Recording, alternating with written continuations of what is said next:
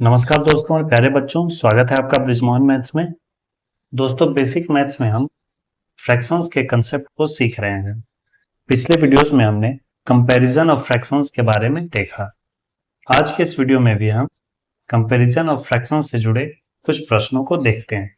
तो आइए दोस्तों, एक उदाहरण के साथ हम इसे शुरू करते हैं। पिछले वीडियो में हमने 3 कंडीशंस लिए थे। पहला कंडीशन था कि जब अंश समान हो और हर अलग अलग हो, तो वैसी स्थिति में हर का मान जो सबसे बड़ा है उसका वैल्यू सबसे छोटा होगा, और हर में जिसका वैल्यू सबसे कम है उसका वैल्यू सबसे बड़ा होगा।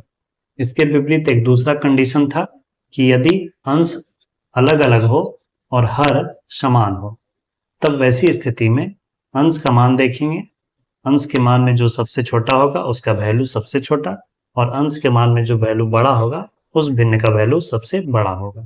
आज के इस वीडियो में हम देखेंगे यदि अंश और हर दोनों असमान हो, उन्हें किन किन विधियों के माध्यम से हम आरोही या अवरोही क्रम में बदल सकते हैं। तो आइए दोस्तों शुरू करते हैं। दोस्तों, मान लीजिए ये कुछ भिन्न संख्याएं दी हुई है। 3/4, 7/6, 4/12, 5/8, 7/3 और 12/6। इसे हमें आरोही क्रम में व्यवस्थित करना है। तब इसे आरोही क्रम में बदलने के लिए हम 3 विधियों का प्रयोग कर सकते हैं। इन तीनों विधियों का प्रयोग हमने पिछले वीडियोस में भी किया था। तो आइए पहली विधि देखते हैं। पहले मेथड में हम क्या करेंगे कि जो भी भिन्न संख्याएं दी हुई है उसके डिनोमिनेटर में, उसके हर में जो जो संख्याएं हैं उन संख्याओं का लघुत्तम समापवर्त ज्ञात करेंगे। लघुत्तम समापवर्त ज्ञात करने का शॉर्ट ट्रिक मैंने बताया था। यदि आपने उस वीडियो को नहीं देखा है तो उस वीडियो को भी अवश्य देख लें, उसका लिंक डिस्क्रिप्शन में दिया हुआ है। शॉर्ट ट्रिक से अगर इसका निकालना चाहें तो सबसे बड़ी संख्या है 12। 12 इन सभी संख्याओं से नहीं कटता है। 4 से कटता है, 6 से कटता है, परंतु 8 से नहीं कटता है। तो 12 का अपवर्त यानी कि 12 का पहाड़ा पढ़ेंगे। तो 12 दूना 24। अब देखेंगे कि क्या 24 सभी संख्याओं से कटता है। तो 4 से भी कटता है, 6 से भी कटता है, 12 से तो कटता ही है, और 8 से भी कटता है, 3 से भी कटता है। यानी कि 24 इन सभी संख्याओं से कट रहा है। तो हरों का लसा हो गया 24। अब हमें ये करना है कि जितने भी भिन्न संख्याएं दी हुई है उसके हर को हमें 24 बनाना है। तो 3/4 है, इसके हर को 24 बनाने के लिए हमें नीचे 6 से गुना करना पड़ेगा। तो हम ऊपर भी 6 से ही गुना करेंगे क्योंकि समतुल्य भिन्न हमें बनाना है इसका। अब 7/6 है, तो इसमें हम नीचे 4 से गुना करेंगे, तो ऊपर भी 4 से गुना करेंगे। 4/12 है, तो इसमें हम 2/2 से। इसी तरह 5/8 में, 3/3 से, 7/3 में, 8 गुना 8 से, और 12/6 में 4 गुना 4/4 से गुना करेंगे। इस तरह इन्हें गुना करके हमें प्राप्त हो जाएगा 6 18/24, 7 28/24, 4 दूना 8/24, 5 15/24, 8 सत्ते 56/24, और 12 48/24। अब यहाँ पर हमें पहला केस प्राप्त हो गया कि यदि दिए गए भिन्न संख्याओं के हर समान हो तो हम अंश को देखेंगे। अंश में जो सबसे छोटी संख्या होगी उसका वैल्यू सबसे छोटा, और जो सबसे बड़ी संख्या होगी उस भिन्न का वैल्यू सबसे बड़ा होगा। तो यहाँ देखिए सभी संख्याओं का हर समान है जो कि 24 है। तो इसमें हम अंश को देखेंगे। अंश की संख्या में जो सबसे छोटा है उसका परिमाण सबसे छोटा होगा। तो अंश में सबसे छोटा है 8। तो 8/24 इन सभी भिन्नों में से सबसे छोटा हुआ। इससे बड़ा है 8 से जस्ट बड़ा है फिर 15, 15/24। 15 से फिर जस्ट बड़ा है 18, 18/24। 18 के बाद फिर 28 है, 28 के बाद फिर 48 है, और 48 के बाद फिर 56। तो इस तरह हमें आरोही क्रम प्राप्त हुआ। अब इसका जो वास्तविक वैल्यू था जो प्रश्न में था उसे हम लिखेंगे। 8/24 हमें कहां से आया? 4/12 से। 15/24 कहां से आया?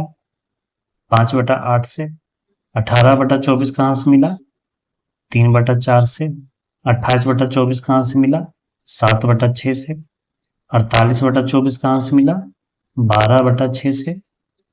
और 56/24 कहां से मिला? 7/3 से। तो इस तरह जो भिन्न संख्याएं हमें दी गई थी उन भिन्न संख्याओं को हमने आरोही क्रम में व्यवस्थित कर लिया। यही हमारा उत्तर हुआ। अब आइए सेकंड मेथड देखते हैं। सभी भिन्न संख्याओं को हम लिखेंगे और इन सभी संख्याओं का हम दशमलव वैल्यू प्राप्त करेंगे। 3 में डिवाइड करना है हमें 4 से, तो इस तरह 3/4 का वैल्यू आ गया हमें 0.75। अब 7/6 का वैल्यू याद करना है, तो 7 में हमें भागा देना है 6 से, तो इसका वैल्यू आ गया हमें 1.16।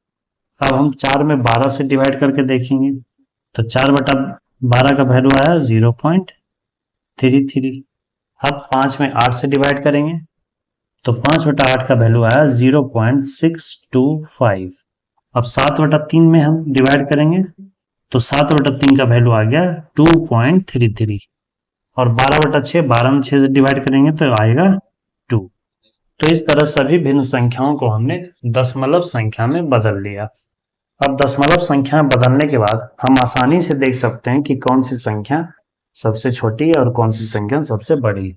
तो 0.3 सबसे छोटा है, 0.33। इससे बड़ा है फिर 0.6, 0.62। इससे बड़ा है 0.7, 0.7। इससे बड़ा है फिर 1.16। फिर इससे बड़ा है 2.00 और इन सब से बड़ा है 2.33। अब इसके वास्तविक वैल्यू को हम लिख लेंगे। 0.33 हमें किससे आया? 4/12 से। 0.62 हमें कहां से आया? 5/8 से। 0.75 कहां से आया? 3/4 से। 1.16 7/6 से। 2.0 12/6 से और 2.33 7/3 से। तो इस तरह भिन्न संख्याओं को हमने आरोही क्रम में व्यवस्थित कर दिया। ये 2 तरीके हैं जिससे हम विभिन्न प्रकार की भिन्न संख्याओं को आरोही या अवरोही क्रम में व्यवस्थित कर सकते हैं। इसके अलावा एक तीसरा तरीका है जिसे हम अगले वीडियो में देखेंगे। उम्मीद करता हूं कि यह दोनों तरीका आप अच्छी तरह समझ गए होंगे। वीडियो में अंत तक बने रहने के लिए धन्यवाद दोस्तों। जय हिंद, वंदे मातरम।